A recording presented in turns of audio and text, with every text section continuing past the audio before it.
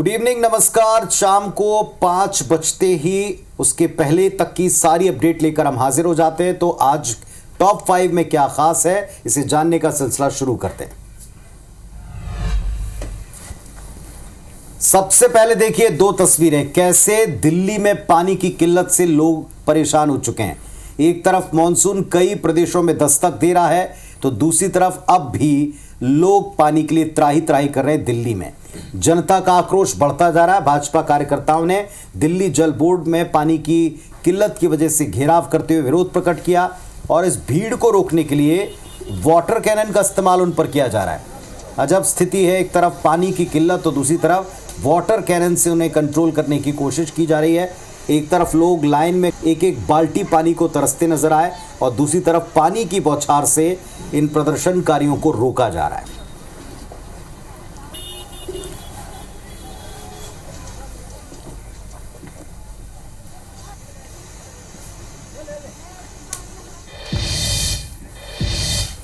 वहीं प्रधानमंत्री नरेंद्र मोदी और बांग्लादेश की प्रधानमंत्री शेख हसीना ने दिल्ली के हैदराबाद हाउस में प्रतिनिधिमंडल स्तर की बैठक की। इसके बाद दोनों नेताओं ने संयुक्त प्रेस बयान जारी किया। पीएम मोदी ने कहा कि पिछले 1 साल में हम 10 बार मिल चुके हैं, लेकिन आज की मुलाकात खास है। ऐसा इसलिए क्योंकि प्रधानमंत्री शेख हसीना हमारे तीसरे कार्यकाल में हमारी पहली राजकीय अतिथि हैं। उन्होंने कहा कि हम नए विजन के साथ आगे बढ़ेंगे। बैठक के बाद प्रधानमंत्री नरेंद्र मोदी ने कहा कि बांग्लादेश के साथ संबंधों को भारत प्राथमिकता देता है।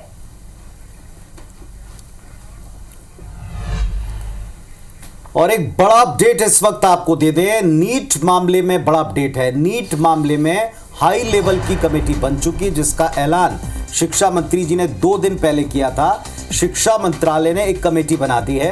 पूर्व इसरो चेयरपर्सन इसकी अध्यक्षता करेंगे। डॉक्टर के राधाकृष्णन समेत 6 एक्सपर्ट हैं जो इस टीम का हिस्सा होंगे और जांचेंगे कि नीट एग्जाम में किन किन स्तरों पर क्या क्या कमियां हैं, गड़बड़ियां हुई हैं। तो पूर्व इसरो अध्यक्ष की अध्यक्षता में एक कमेटी बन गई है, यानी चेयरपर्सन डॉक्टर के राधाकृष्णन के साथ कुल 6 लोग हैं, एक्सपर्ट हैं जो नीट एग्जाम में गड़बड़ियों को उजागर कर सकते हैं। शिक्षा मंत्रालय ने कमेटी बनाई है, जिसका ऐलान किया था धर्मेंद्र प्रधान, शिक्षा मंत्री जो देश के, उनके द्वारा।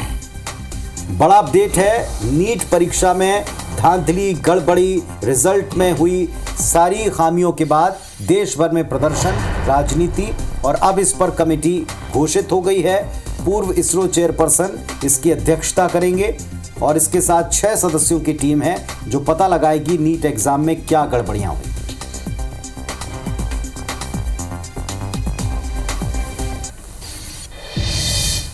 केंद्र सरकार ने नीट और यूजीसी नेट परीक्षाओं में कथित अनियमितता को लेकर खड़े हुए विवाद के बीच भविष्य में पेपर लीक की घटनाओं को रोकने के लिए एक बड़ा कदम उठाया है।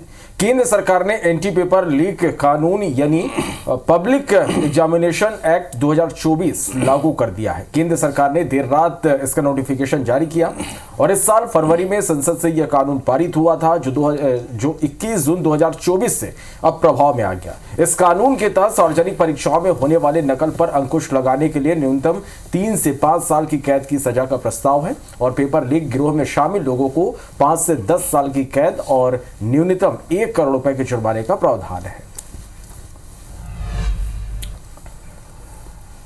इधर इंदौर से एमपीपीएससी के पेपर लीक होने की खबर है। पेपर लीक की खबर का हालांकि एमपीपीएससी ने अब खंडन कर दिया है। मामले में आयोग पुलिस में शिकायत भी कर सकता है। मामले पर एमपीपीएससी पूरे आयोग ने कहा है कि छात्रों को भ्रामक करने के लिए ग्रुप बनाया गया था। तय कार्यक्रम के मुताबिक ही परीक्षाएं होंगी। कथित तौर पर प्रारंभिक परीक्षा के पेपर बेचने के लिए एक टेलीग्राम ग्रुप बनाया गया था, जिसका खंडन अब एमपीपीएससी आयोग ने कर दिया है। इधर छत्तीसगढ़ में माध्यमिक शिक्षा मंडल की परीक्षा अब साल में 2 बार होगी। 23 जुलाई से मार्चसीम की परीक्षाएं शुरू होगी। 23 जुलाई से 12वीं, 24 जुलाई से 10वीं की परीक्षा होगी। 30 जून तक सामान्य शुल्क के साथ फॉर्म भरे जाएंगे। विलंब शुल्क के साथ 2 जुलाई तक विद्यार्थी फॉर्म भर सकते हैं। इधर मध्य प्रदेश में भर्ती परीक्षाओं के लिए 2 एजेंसी नियुक्त होंगी। एक एजेंसी ऑनलाइन परीक्षा कराएगी, वहीं दूसरी एजेंसी परीक्षा कराने वाली एजेंसी की निगरानी करेगी। भर्ती परीक्षाओं में पारदर्शिता लाने के लिए व्यवस्था की गई है। MPESB ने सिस्टम को मजबूत करने के लिए यह फैसला लिया है। छत्तीसगढ़ के मुख्यमंत्री विष्णुदेव साय ने आज राज्यपाल विश्वभूषण हरिचंदन से राजभवन पहुंचकर मुलाकात की और इस दौरान सीएम साय ने प्रदेश की वर्तमान स्थिति, कृषकों की खरीफ फसल के लिए खाद बीज की उपलब्धता और प्रदेश सरकार की योजनाओं की जानकारी राज्यपाल को दी। सूत्रों के मुताबिक इस मुलाकात के दौरान संसदीय कार्य मंत्री के दायित्व को लेकर भी बातचीत हुई है। दरअसल बृजमोहन अग्रवाल के मंत्री पद से इस्तीफे के बाद से संसदीय कार्य मंत्री का पद फिलहाल खाली है। संवैधानिक कारणों से विधानसभा के मानसून सत्र से पहले यह दायित्व किसी और को दिया जा सकता है। अब जाहिर है कि जैसे ही मंत्री पद खाली है और दो मंत्री पद पर नए चेहरों को आना है तो सबने अपनी अपनी दावेदारियां भी पेश कर दी हैं और हर कोई अपने अपने तर्क देकर दावेदारी को मजबूत भी बता रहा है। और इसमें सबसे आगे नाम दिखाई दे रहा है रायपुर उत्तर से बीजेपी विधायक पुरंदर मिश्रा का। जब उनसे पूछा गया कि कौन कौन है मंत्री पद की होड़ में तो उन्होंने कहा मंत्री बनने की सभी कोशिश करते हैं। फिर पूछा क्या आप भी हैं तो उन्होंने कहा क्यों नहीं होऊंगा। उन्होंने अपनी दावेदारी को पुख्ता करते हुए कहा कि रायपुर से 3 विधायक हैं, कम से कम एक मंत्री रायपुर से होना ही चाहिए। भगवान जगन्नाथ का हाथ जिसके सर पर होगा वही मंत्री बनेगा।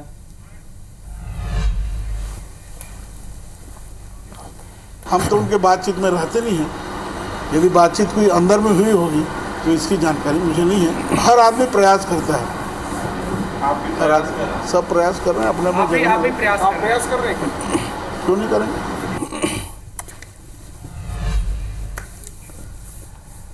छिंदवाड़ा के अमरवाड़ा उपचुनाव के लिए नामांकन की प्रक्रिया पूरी हो चुकी है। 17 कैंडिडेट ने 26 नॉमिनेशन फॉर्म भरे हैं। बीजेपी से कमलेश शाह चुनाव लड़ेंगे, कांग्रेस से धीरेन्द्र शाह वहां चुनावी मैदान पर है, जबकि अक्षय कांति बम घटनाक्रम के बाद कांग्रेस अलर्ट पर है। कांग्रेस के 2 डमी कैंडिडेट ने भी नामांकन दाखिल किया है। शोभाराम भलावी और नवीन मरकाम कांग्रेस के डमी कैंडिडेट हैं। 24 जून तक नॉमिनेशन की स्क्रूटनी होगी और 26 जून तक नाम वापसी की जा सकती है। तो इन 4 जो विधानसभा उपचुनाव होने हैं, जहां पर संभावना है, एक अमरवाड़ा है, बुधनी की सीट खाली हो चुकी है, और बीना और विजयपुर जहां पर सस्पेंस बना हुआ है। इस पर खास डिबेट शो आज देखें 8:30 बजे रात को face to face Madhya Pradesh में।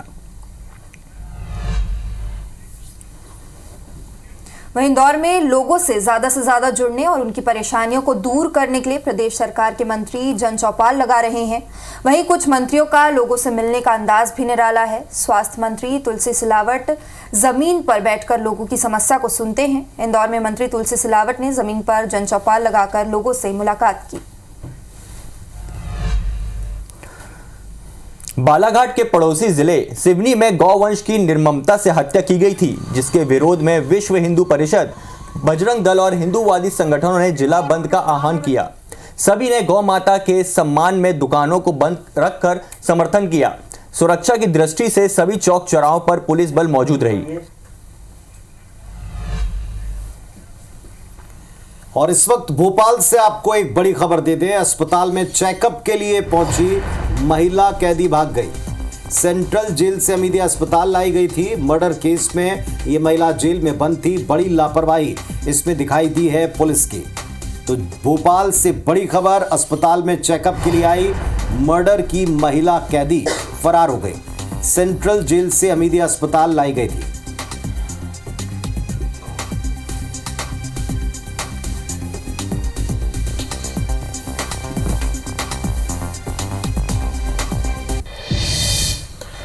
सिवनी में हुई गौ हत्या के मामले में पुलिस ने एक्शन लिया। पुलिस ने आरोपियों का जुलूस निकाला। मुख्य शहर बाजार से लेकर न्यायालय परिसर तक जुलूस निकाला गया। कड़ी सुरक्षा में न्यायालय में आरोपियों को पेश किया गया। आरोपियों पर रासुका लग सकती है। मामले में सीएम मोहन यादव ने ट्वीट किया है और उन्होंने लिखा कि उच्च स्तरीय जांच के लिए टीम घटना स्थल पहुंच रही है। मुरैना जिले के नूराबाद थाना क्षेत्र के नूराबाद गांव में ही गौवंश काटने का मामला सामने आया। यहां एक कच्चे घर में गौकशी की जा रही थी। एक स्थानीय युवक ने इसे देख लिया। आरोपियों ने युवक को मारने के लिए उस पर हमला तक किया, लेकिन वो जान बचाकर भाग निकला। सीधे थाने पहुंचा, पुलिस को सूचना दी। पुलिस को मौके पर बोरों में भरा गाय का मांस, हड्डियां मिली हैं। पुलिस ने मामले में 5 आरोपियों को गिरफ्तार किया है। वहीं बिलासपुर में जारी बुलडोजर कार्रवाई का विरोध देखने को मिला है। कांग्रेस का प्रतिनिधिमंडल प्रभावित स्थल पहुंचा। पूर्व विधायक शैलेश पांडे सहित स्थानीय पार्षद और कांग्रेस नेता मौजूद रहे। मानसून के बीच बुलडोजर कार्रवाई और विस्थापन का विरोध किया गया। कांग्रेस नेताओं का निगम अधिकारियों से विवाद भी हुआ। बता दें, मेलापारा चाटीडी में अतिक्रमण हटाने की कार्रवाई चल रही है। 742 मकानों पर कार्रवाई की जा रही है। उधर आंध्र प्रदेश में अमरावती में बन रहे वाईएसआर कांग्रेस के निर्माणाधीन दफ्तर पर बुलडोजर चल गया। सीआरडीए ने बुलडोजर चलवाया। दफ्तर के गैर कानूनी हिस्से को ढा दिया गया। पूर्व सीएम जगन के घर के बाद अब पार्टी दफ्तर पर बुलडोजर वाला एक्शन हुआ। आंध्र प्रदेश में जगन मोहन रेड्डी की सरकार जाने के बाद अब उनकी मुश्किलें बढ़ती ही दिख रही। जशपुर में बिजली स्टेशन निर्माण को लेकर दो पक्षों में विवाद हुआ। एक पक्ष खेल मैदान बनाने पर अड़ा हुआ है तो दूसरा पक्ष बिजली स्टेशन बनाने की मांग कर रहा। आज से फरसाबहार विकासखंड में बिजली स्टेशन का निर्माण शुरू होना था। वहीं पुलिस ने दोनों पक्षों को समझाकर मामला शांत कराया। तपकरा थाना क्षेत्र के सिंगी बहार का यह मामला है। इधर उज्जैन में विक्रम विश्वविद्यालय में एबीवीपी कार्यकर्ताओं ने जमकर हंगामा किया। छात्रों ने फार्मेसी डिपार्टमेंट में पदस्थ अतिथि शिक्षक अनीश शेख के खिलाफ प्रदर्शन किया है। छात्रों का आरोप था कि शेख व्हाट्सएप ग्रुप पर धर्म परिवर्तन पर जोर देने का जिक्र कर रहे हैं और बात नहीं मानने पर रिजल्ट बिगाड़ने तक की धमकी देते हैं। मामले में कुलपति ने शिकायत के बाद अतिथि शिक्षक को फार्मेसी डिपार्टमेंट से हटा दिया है और मामले की जांच का आश्वासन दिया है।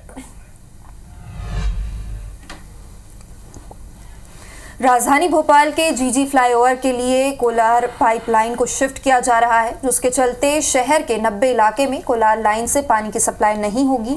भोपाल नगर निगम ने जल्द से जल्द काम पूरा करने के निर्देश दिए हैं। इंदौर में नीट परीक्षा को लेकर कांग्रेस ने अनूठा प्रदर्शन किया। रीगल चौराहे पर कांग्रेस ने भ्रष्टाचार के पौधे का रोपण किया। केंद्रीय मंत्री का फोटो वाला पौधा लगाया। केंद्रीय मंत्री धर्मेंद्र प्रधान और एनटीए की भूमिका पर कांग्रेस पार्टी ने कई गंभीर सवाल खड़े किए।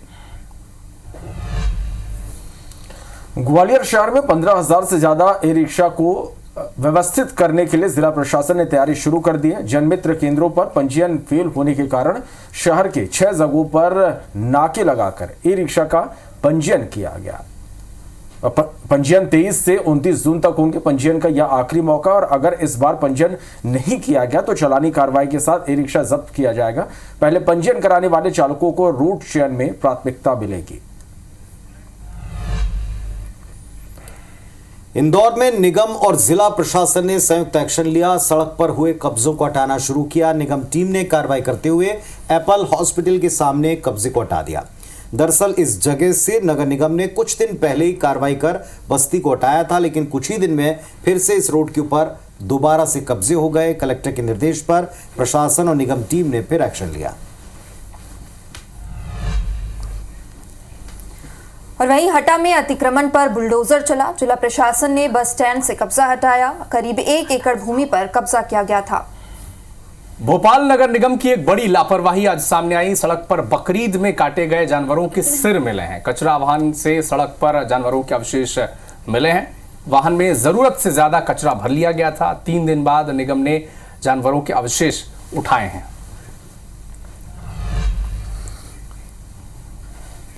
वहीं राजधानी रायपुर के कई रिहायशी इलाकों में रहने वाले लोग दहशत में रहने को मजबूर हैं, क्योंकि इनकी कॉलोनी में एक नकाबपोश शातिर चोर घूमता नजर आ रहा है। इस चोर का दुस्साहस है कि वो अब तक 1-2 नहीं बल्कि 20 से ज्यादा घरों में घुस चुका है। गनीमत है कि अब तक कोई अनहोनी नहीं हुई है। पहली बार 15 जून की रात 3:30 बजे चोर ने कॉलोनी के 15 घरों में प्रवेश किया था। इसके 5 दिन बाद यानी 20 जून की रात दूसरी गली के 4 मकानों में घुसते हुए दिखा। जब लोगों ने शोर मचाया तो भाग खड़ा हुआ। चोर की जानकारी आमानाका पुलिस और क्राइम ब्रांच को दी गई है, लेकिन अभी तक चोर पुलिस गिरफ्त में नहीं आया है। नकाबपोश चोर जिन घरों में घुसा वहां के फुटेज सामने भी आए हैं। राजगढ़ में भगवान के मंदिर में चोरी के बाद चोरों को पछतावा हुआ है और चोरों ने भगवान से माफी मांगने की इच्छा बताई। इसके बाद पुलिस चोरों को जलपा माता मंदिर लेकर पहुंची, जहां मंदिर के पुजारी ने चोरों के हाथ में जल देकर संकल्प दिलाया कि अब कभी चोरी नहीं करेंगे और सच्चे इंसान बनेंगे। इसके बाद चोरों ने मंदिर में भगवान के सामने माथा भी टेका। मुरैना में मगरमच्छ के हमले से महिला की मौत हो गई। महिला भैंस को चंबल नदी में पानी पिलाने गई थी। मगरमच्छ महिला को जबड़े में दबाकर पानी में ले गया। मगरमच्छ ने महिला के दाहिने हाथ को चबाया। लोगों ने कड़ी मशक्कत के बाद महिला को छुड़ाया। गंभीर हालत में अस्पताल लाते समय महिला की रास्ते में ही मौत हो गई। महुआ थाना इलाके की घटना है। टीकमगढ़ में मिनौरा गांव में डायरिया फैल गया है। 12 से ज्यादा लोग बीमार पड़ गए, सबके सब भर्ती हैं। सीएमएचओ ने जांच के लिए स्वास्थ्य विभाग की टीम भेजी। टीकमगढ़ जनपद के मिनौरा गांव में इस वक्त डायरिया को लेकर दहशत है। ग्वालियर में ऑटो रिक्शा चालक ने जानलेवा स्टंट किया। रिक्शा चालक ने ट्रैफिक नियमों की धज्जियां उड़ाई, 2 पहिए पर रिक्शा चलाई और वीडियो सोशल मीडिया पर अब तेजी से वायरल हो रहा है। पत्थल गांव के किलकिला स्थित माड़ नदी से रेत माफिया अवैध रेत का उत्खनन कर रहा है। रेत परिवहन करने वाले ट्रैक्टर ट्रॉलियों के कारण सड़क हादसों में बढ़ोतरी हो रही है। इसके अलावा रेत के दाम बढ़ने से मकान बनाने वालों की मुसीबत भी बढ़ गई। बता दें कि बारिश के सीजन को देखते हुए रेत माफियाओं ने रेत भंडारण करना शुरू कर दिया है, क्योंकि बारिश के मौसम में रेत का उत्खनन बंद हो जाता है। इधर कवर्धा के वनांचल क्षेत्र बोखर खार में पिछले 4 महीने से बाइक एम्बुलेंस ठप है। ऐसे में इस क्षेत्र के आदिवासी गर्भवती महिलाओं और बीमार लोगों को अस्पताल जाने में भारी परेशानी का सामना करना पड़ रहा है। दरअसल कवर्धा जिले के अधिकांश क्षेत्र वनांचल इलाके में है, जहां बैगा आदिवासी निवास करते हैं, लेकिन इन इलाकों में सड़कों का अभाव है, जिससे जरूरतमंदों को समय पर इलाज नहीं मिल पा रहा है। मामले में स्वास्थ्य विभाग ने जल्द व्यवस्था सुधारने की बात की है। सरगुजा के मैनपाट और रायगढ़ की सीमा पर हाथियों के दल ने बहुत उत्पात मचाया है। हाथियों ने कई ग्रामीणों के घर तोड़ दिए हैं। आलम यह है कि लोगों के रहने के लिए छत नहीं है, तो वहीं हाथियों की मौजूदगी से ग्रामीण दहशत में भी हैं। इस मामले को गंभीरता से लेते हुए सीतापुर विधायक रामकुमार टोप्पो ने न सिर्फ प्रभावित इलाकों का दौरा किया, बल्कि प्रशासन से मिलकर इसके लिए स्थायी हल निकालने की बात कही है। जशपुर में एक सनसनीखेज मामला सामने आया, जहां एक सास को अपनी बहू के चरित्र पर उंगली उठाना, उसे बदचलन कहना भारी पड़ गया। नतीजा यह हुआ कि बहू ने अपनी सास की बड़ी बेरहमी से हत्या कर दी। मामले की जानकारी पर पुलिस ने आरोपी को गिरफ्तार किया है। हत्या में उपयोग किए गए हथियार को जब्त कर लिया है। शव को पोस्टमार्टम के लिए भेजकर कार्रवाई की जा रही है। यह पूरा मामला तुमला में हुआ। कवर्धा में एक ट्रक घर में जा घुसा, मकान क्षतिग्रस्त हो गया। घर में सो रहे लोग बाल बाल बचे हैं। ट्रक ने कार को भी टक्कर मारी। घटना में कोई हताहत नहीं हुआ है। बोड़गा के बांधा टोला के पास की यह घटना है। केशकाल में युवक को ट्रक ने टक्कर मार दी। मौके पर ही युवक की जान चली गई। मृतक रोड पार कर रहा था। फरस गांव थाना क्षेत्र का यह मामला है।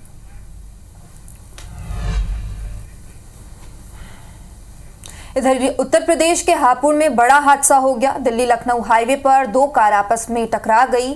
हादसे में एक की मौत हो गई, वहीं 7 लोग गंभीर रूप से घायल हुए हैं।